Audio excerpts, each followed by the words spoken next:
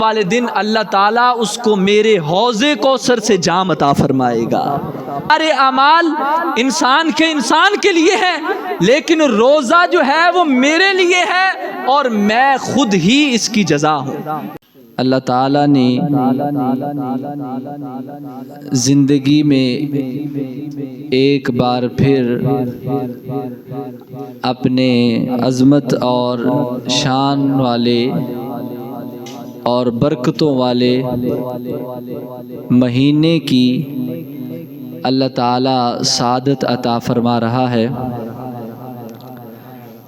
اللہ تعالیٰ کی بارگاہ میں دعا ہے، خالق کائنات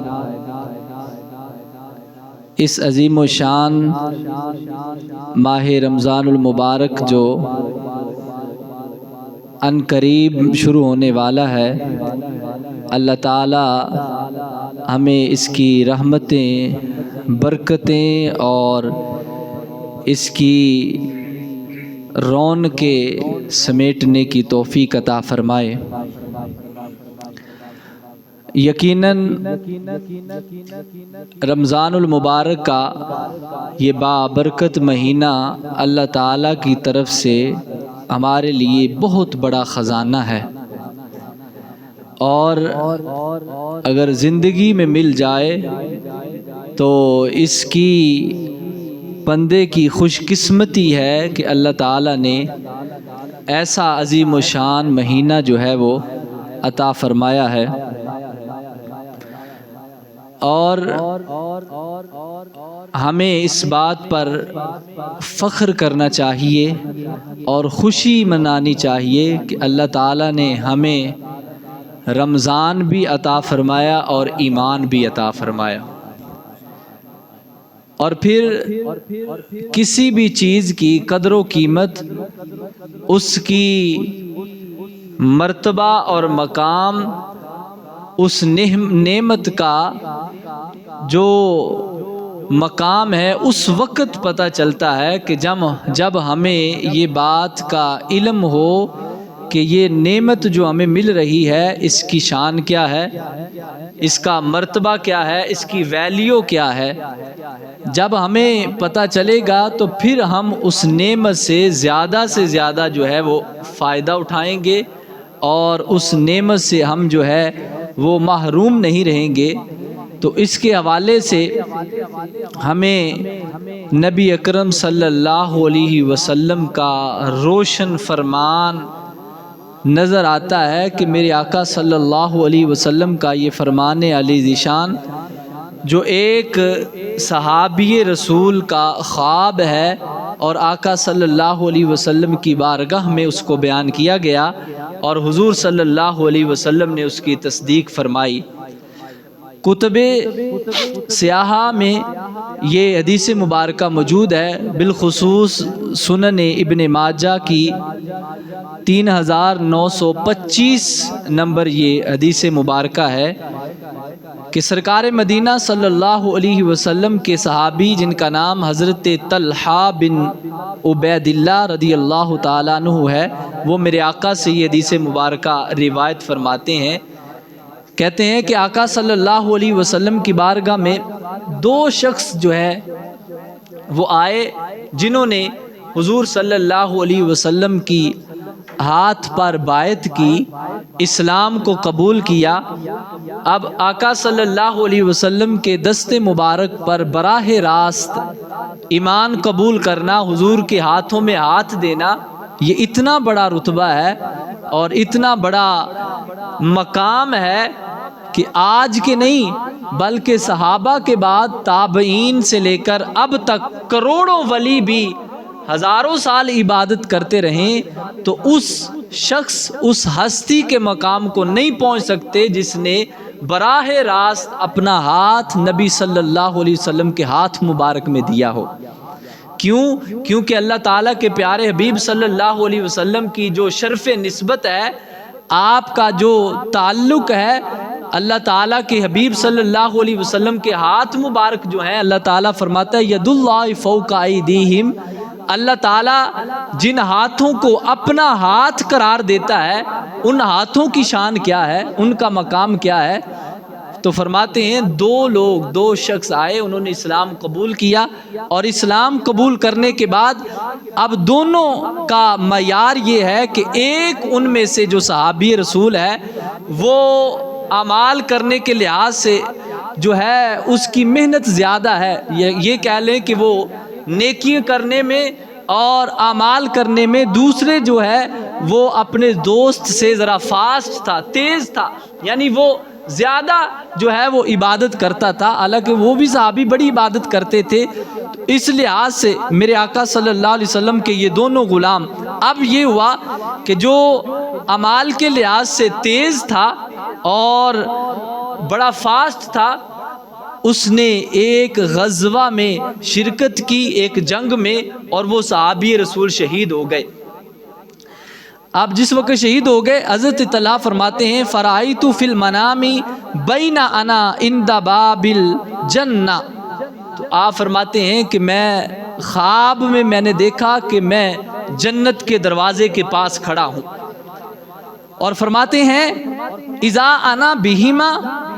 اور میں نے دیکھا کہ میں بھی جنت کے دروازے کے پاس کھڑا ہوں، اور وہ دونوں بھی صحابی جنہوں نے حضور صلی اللہ علیہ وسلم کے ہاتھ پر بیعت کی تھی وہ بھی وہاں پہ موجود ہیں۔ تو کہتے ہیں کہ کیا ہوا، فخرج خارج من الجنت،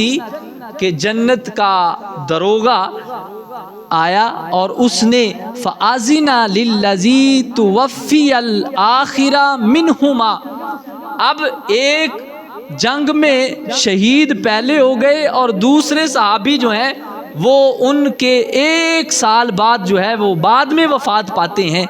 تو فرماتے ہیں لیکن معاملہ الٹ ہوا کہ جنت میں جانے کے لحاظ سے اس فرشتے نے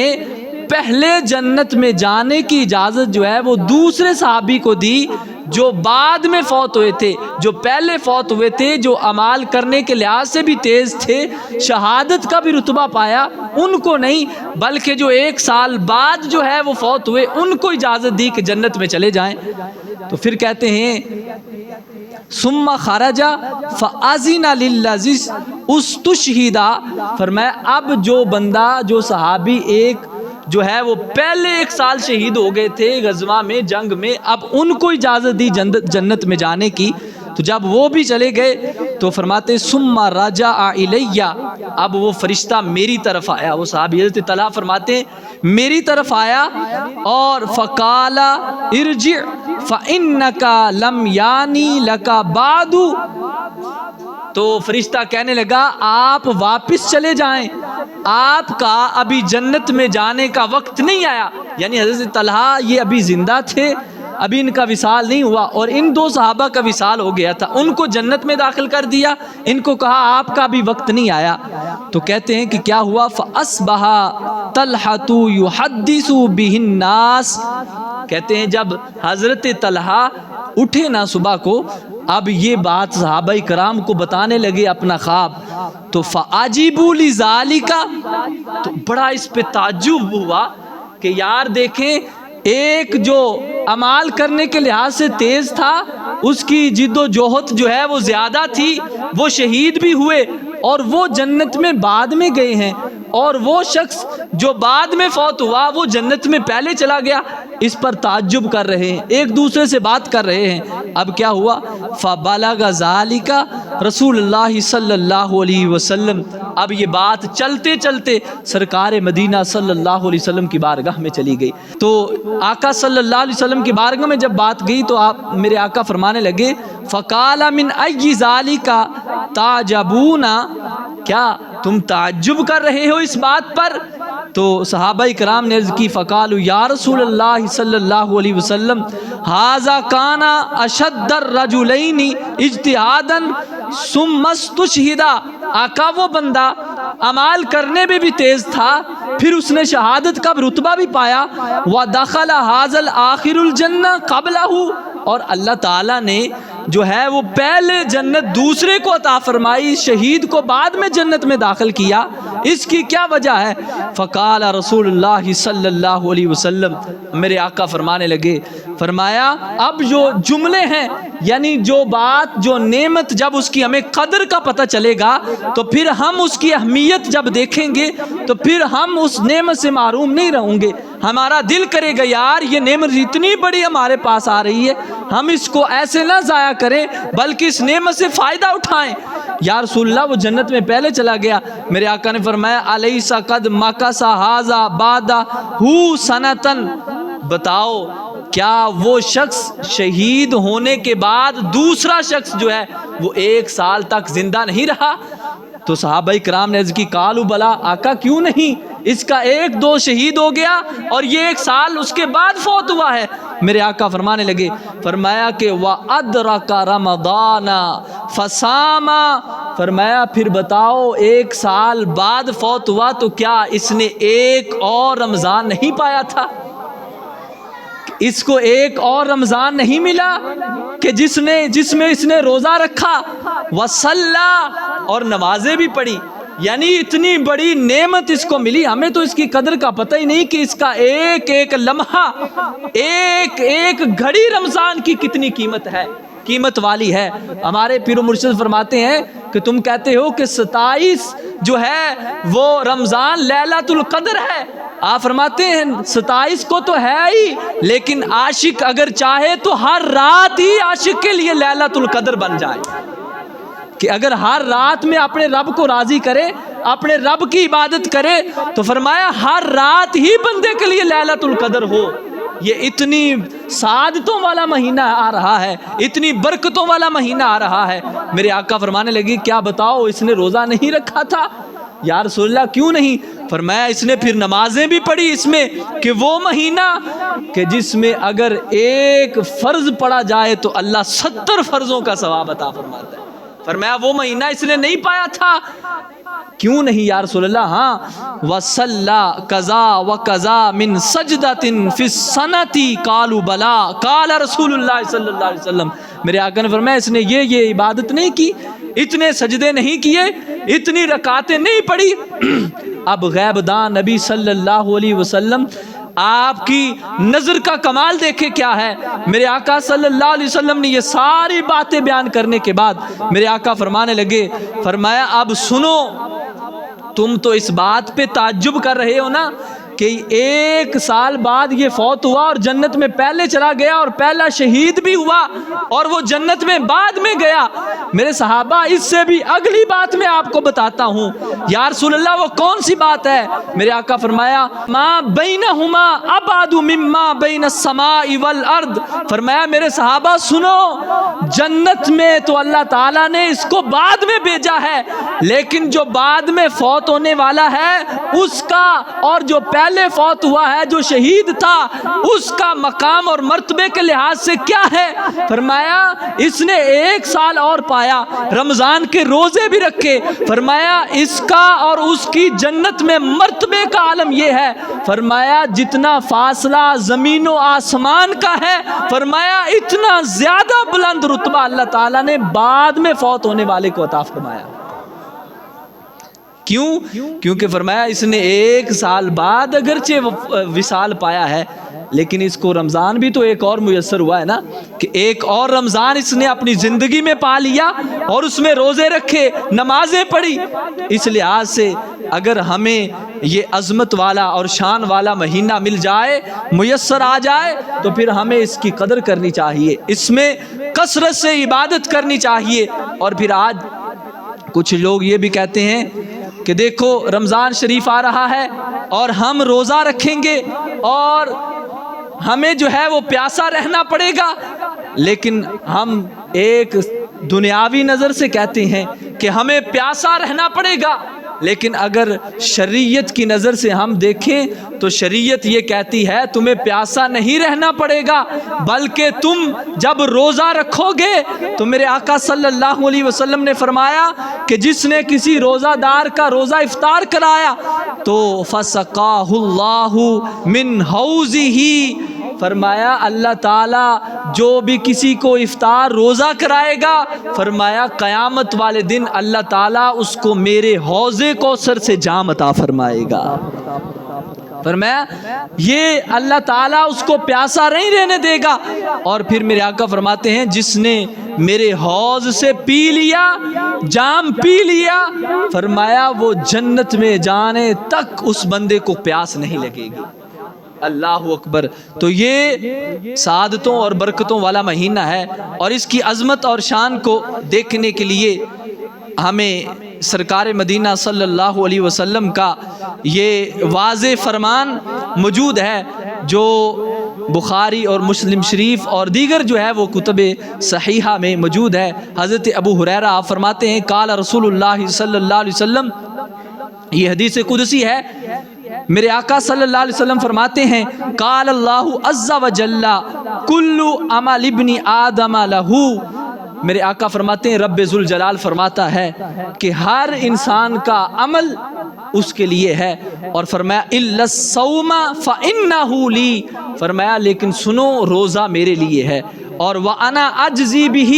فرمایا میرے لیے ہے اور اس کی جزا بھی میں ہی عطا فرماؤں گا۔ یا اس کا دوسرا معنی یہ بنتا ہے کہ سارے اعمال انسان کے لیے ہیں، لیکن روزہ جو ہے وہ میرے لیے ہے، اور میں خود ہی اس کی جزا ہوں، میں خود ہی اس کی جزا ہوں، میں خود ہی اس کو جو ہے اپنے بندے کو کیا کیا عطا فرماؤں گا، فرمایا یہ بندہ نہیں جانتا۔ اور پھر فرمایا والصیام جنۃ فاذا کان یصوم صوم احدکم، میرے آقا فرماتے ہیں کہ یہ روزہ ڈھال ہے تمہارے لیے، فرمایا جیسے ڈھال جنگ میں بندہ ہو اور وار بندہ کوئی کر رہا ہو تو ڈھال موجود ہو تو وار رک جاتا ہے، اس کو زخم نہیں آتا، تو فرمایا ایسے ہی یہ روزہ بھی ڈھال ہے، یہ گناہوں سے بچاتا ہے کہ جب شیطان ادھر سے وار کرتا ہے تو روزے کی ڈھال آگے آ جاتی ہے، انسان کو شیطان ادھر سے وار کرتا ہے، روزہ جو ہے وہ سامنے آ جاتا ہے، تو فرمایا یہ ڈھال ہے، اور جب تم روزہ رکھ لو تو فرمایا پھر کوئی بھی بری بات نہیں کرنی، کوئی جو ہے وہ فضول بات نہیں کرنی، اور پھر فرمایا کہ فَإِن صَابَهُ أَحَدٌ، ہاں اگر کوئی بندہ تمہیں گالی دیتا ہے، او قاتلہ، یا تم سے کوئی جھگڑا کرتا ہے، تو تم نے اس گالی کا جواب گالی میں نہیں دینا، اس کے جھگڑے کا جواب جھگڑے میں نہیں دینا، کیا کہنا ہے فَلْيَقُلْ إِنِّي صَائِمٌ إِنِّي صَائِمٌ، فرمایا بس اتنا کہہ دینا ہے میں روزے سے ہوں، میں روزے سے ہوں، فرمایا بس اتنا کہہ دو، اس سے جھگڑا کرنے کی کوئی ضرورت نہیں ہے، کوئی گالی دینے کی ضرورت نہیں ہے، اور جب اتنا کر لو گے میرے آقا فرماتے ہیں والذی نفسی محمد بیدہ، فرمایا قسم ہے رب ذوالجلال کی جس کے قبضہ قدرت میں محمد صلی اللہ علیہ وسلم کی جان ہے، فرمایا بیدہ لخلوف فم الصائم اطیب عند اللہ من ریح المسک، فرمایا سنو اللہ تبارک و تعالیٰ کو روزے دار کے منہ کی بو اتنی پسند ہے، اتنی اچھی لگتی ہے کہ فرمایا اتنی اللہ تبارک و تعالیٰ کو مسک کی خوشبو بھی اچھی نہیں لگتی، فرمایا یہ روزے دار کی منہ کی مہک جو اس کے روزہ رکھا ہوا ہوتا ہے جو منہ سے آتی ہے، فرمایا اللہ تبارک و تعالیٰ کو یہ اتنی پسند ہے، اللہ اکبر۔ اور پھر میرے آقا فرماتے ہیں للصائم فرحتان، فرمایا اب جب بندہ روزہ رکھتا ہے فرمایا اس کو اللہ تعالیٰ دو خوشیاں عطا فرماتا ہے، کیا خوشی ہے، فرمایا ایک خوشی یہ ہے اذا افطر فرحہ بفطرہ، فرمایا جب وہ روزہ افطار کرتا ہے ایک خوشی اسے اس وقت میسر آتی ہے کہ یا اللہ تیرا شکر ہے کہ تیری عطا سے میں نے آج تیری بارگاہ میں ایک تیری رضا کے لیے روزہ رکھ لیا، یا مکمل رمضان جب گزر جاتا ہے تو وہ خوش ہو جاتا ہے کہ اللہ تعالیٰ کی توفیق سے مجھے سعادت ملی کہ میں نے اس ماہ مقدس کے روزے رکھ لیے، فرمایا ایک خوشی یہ ہے، اور دوسری کیا ہے، فرمایا وَإِذَا لَقِيَ رَبَّهُ فَرِحَهُ بِصَوْمِهِ، فرمایا دوسری خوشی تب ہوگی جب جنتی جنت میں پہنچ جائیں گے اور اللہ تبارک و تعالیٰ یہ کرم فرمائے گا، فرمایا جو جنتی جنت میں پہنچ چکے ہوں گے تو فرمایا روزے دار کو روزے کی وجہ سے جب اللہ تبارک و تعالیٰ اپنا دیدار عطا فرمائے گا تو فرمایا دوسری خوشی روزے دار کو تب محسوس ہوگی، اور پھر سرکار مدینہ صلی اللہ علیہ وسلم کا یہ فرمان عالی ذیشان ہے جس کو امام احمد نے مسند میں روایت کیا اور مستدرک علی الصحیحین میں بھی یہ روایت موجود ہے۔ حدیث مبارکہ طویل ہے لیکن اس کا کچھ حصہ میں عرض کر دیتا ہوں۔ میرے آقا فرماتے ہیں کہ وَآمُرُكُمْ بِالصِّيَامِ، فرمایا میں تمہیں روزے کا حکم دیتا ہوں۔ کیوں؟ فرمایا وَمَثَلُ ذَلِكَ كَمَثَلِ رَجُلٍ فِي إِصَابَةٍ مَعَهُ سُرَّةٌ مِسْكٍ كُلُّهُمْ يُحِبُّ أَن يَجِدَ رِيحَهَا۔ فرمایا سنو، یہ روزے کی مثال ایسے ہے کہ فرمایا جب کوئی بندہ کسی مجلس میں داخل ہو، فرمایا اس کے بعد پاس جو ہے وہ خوشبو والی ڈبی ہو اور اس سے بڑی پیاری مہک آتی ہو، بڑی پیاری خوشبو آتی ہو، اور جب وہ مجلس میں داخل ہو لوگوں کے پاس آئے تو کہا کیا ہو، کلہم یحب ان یجد ریحہا، اب ہر بندہ اس بات کو پسند کرے کہ یار یہ خوشبو میں پالوں، یہ خوشبو مجھے مل جائے، ہر بندہ اس بات کو چاہتا ہو۔ تو فرمایا وَإِنَّ الصِّيَامَ أَطْيَبُ عِندَ اللَّهِ مِن رِّيحِ الْمِسْكِ، فرمایا اتنی خوشبو جو ہے اتنی زیادہ اللہ تعالیٰ کو نہیں پسند جو ڈبی اس کے پاس تھی، فرمایا جتنی بندے کے روزے دار کے منہ سے آنے والی بو اللہ تعالیٰ کو پسند ہے۔ اور پھر حضرت ابن عمر رضی اللہ تعالیٰ عنہ آپ فرماتے ہیں قال رسول اللہ صلی اللہ علیہ وسلم، میرے آقا کا فرمان ہے الاعمال عند اللہ عز وجل سبعون، کہا رب کائنات کی بارگاہ میں 7 اعمال ہیں، اعمال کے لحاظ سے 7 اعمال ہیں۔ بڑی پیاری حدیث مبارکہ ہے، فرماتے ہیں عملانی موجبان، فرمایا 2 اعمال ایسے ہیں جن سے 2 چیزیں واجب ہوتی ہیں۔ پھر فرمایا وہ عملانی بامثالہما، فرمایا 2 اعمال ایسے ہیں کہ جن کا مثل بندے کو ملتا ہے، اور وعمل بعشر امثالہ، فرمایا ایک عمل ایسا ہے کہ جس ایک کی وجہ سے اللہ تعالیٰ 10 نیکیاں بندے کو عطا فرماتا ہے، اور وعمل بسبعمائۃ، فرمایا ایک عمل ایسا ہے کہ جس کی وجہ سے اللہ تعالیٰ بندہ ایک عمل کرتا ہے اور اس کو 700 جو ہے وہ نیکیاں عطا فرماتا ہے۔ فرمایا وعمل لا یعلم ثواب عاملہ الا اللہ عز وجل، فرمایا ایک عمل ایسا ہے کہ جس کا کرنے والے کو بھی نہیں پتا کہ اس کا ثواب کتنا ہے، کہ وہ کام تو کرتا ہے، عمل تو کرتا ہے، لیکن اس کے بات اس کے علم میں نہیں ہے کہ اس کو اس کا اجر کتنا ملے گا۔ فرمایا اس کا اجر کون جانتا ہے؟ فرمایا الا اللہ، فرمایا اس کا عمل کا ثواب اجر جو ہے فقط رب کائنات کی ذات جانتی ہے۔ اور پھر آگے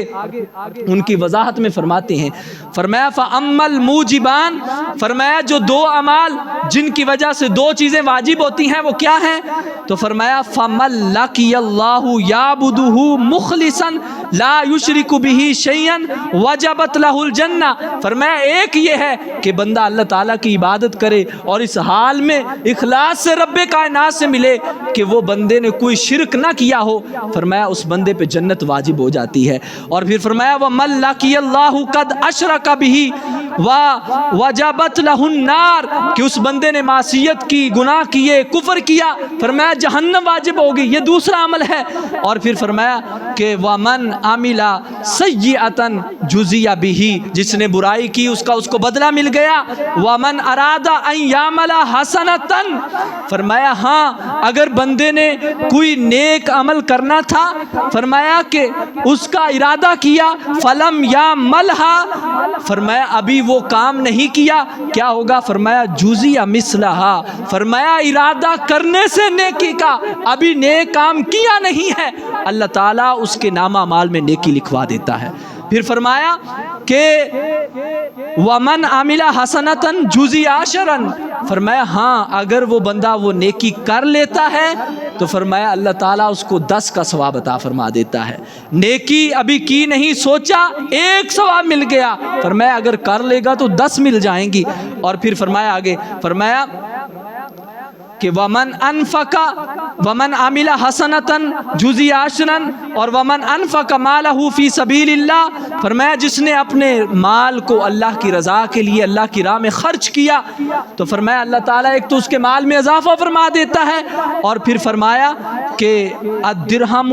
ب700 والدینار ب700، فرمایا وہ ایک درہم خرچ کرتا ہے، وہ ایک دینار خرچ کرتا ہے، لیکن اس کا اخلاص اتنا ہوتا ہے کہ کرتا تو ایک ہے، اللہ تبارک و تعالیٰ اس کو 700 کا ثواب عطا فرما دیتا ہے۔ اور پھر آگے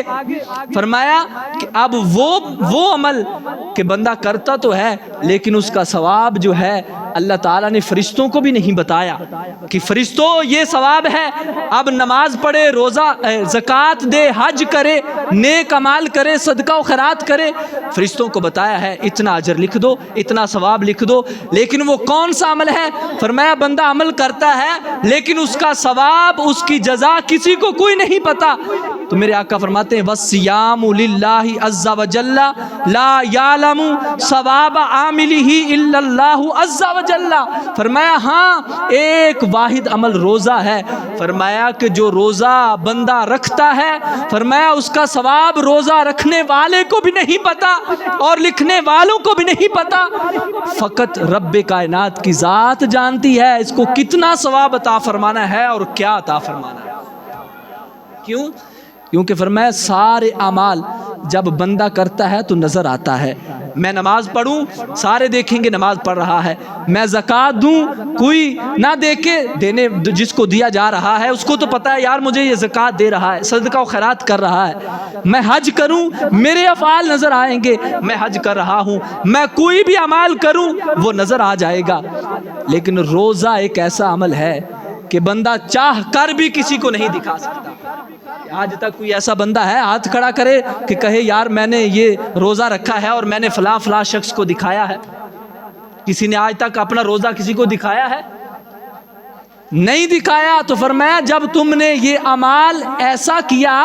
کہ اگر تنہائی میں جا کر تم کھانا چاہتے تو کھا سکتے تھے کہ کوئی تمہیں دیکھنے والا نہیں تھا، لیکن تم نے اس ڈر سے نہیں کھایا کہ میرا رب مجھے دیکھ رہا ہے۔ فرمایا جب تمہارا یہ عمل تمہارے جو ہے وہ دکھانے والے سے نہیں دکھایا جا سکتا تھا، ظاہر نہیں ہوتا تھا، تو فرمایا جب تمہارا عمل جو ہے یہ ظاہر نہیں تھا تو اس کا ثواب بھی ہم نے ظاہر نہیں کیا، اس کا ثواب ہم تب عطا فرمائیں گے جب تمہاری روح بدن سے جدا ہو جائے گی، پھر تمہیں جا کے پتہ چلے گا جو روزہ چند گھنٹوں کا میں نے اللہ تعالیٰ کی رضا کے لیے بھوک اور پیاس برداشت کی ہے، اللہ تعالیٰ مجھے اس کا کتنا اجر عطا فرما رہا ہے۔ اس لیے فرمایا کہ یہ فقط روزہ ہے کہ جس کا ثواب کوئی نہیں جانتا، نہ بندہ جانتا ہے نہ لکھنے والے جانتے ہیں، فقط رب ذوالجلال کی ذات جانتی ہے۔ اور میرے آقا صلی اللہ علیہ وسلم نے فرمایا یہ روزہ ہی ایسا ہے کہ اللہ تبارک و تعالیٰ نے ایک جو ہے وہ دروازہ خاص جنت کا کر رہا ہے جس کا نام ہے یقال لہ الریان، جس کا نام ہے باب ریان۔ فرمایا فقط اس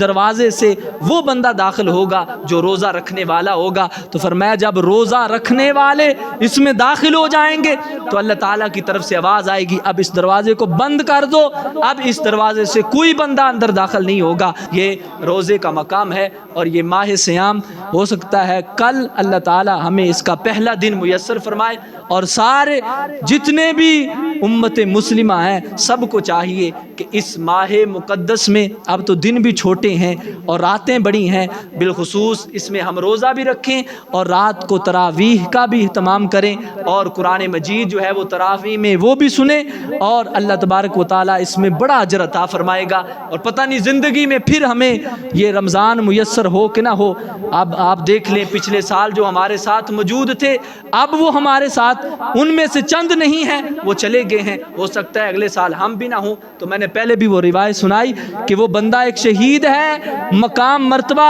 بڑا نیک اعمال تیز کرنے والا ہے اور وہ شہید بھی ہے، لیکن ایک اس کا دوست دونوں کٹھے ایمان لاتے ہیں، اسلام کٹھا قبول کرتے ہیں، اعمال دونوں کٹھے کرتے ہیں، لیکن اللہ تعالیٰ جنت جو ہے اس کو پہلے عطا کرتا ہے جو 1 سال بعد دوسرے کے فوت ہوا ہے۔ کیوں؟ کیونکہ اس کی زندگی میں اللہ تعالیٰ نے ایک اور رمضان عطا فرمایا تھا۔ تو اللہ تعالیٰ ہمیں اس مہینے کی قدر کرنے کی توفیق عطا فرمائے۔ وما علینا الا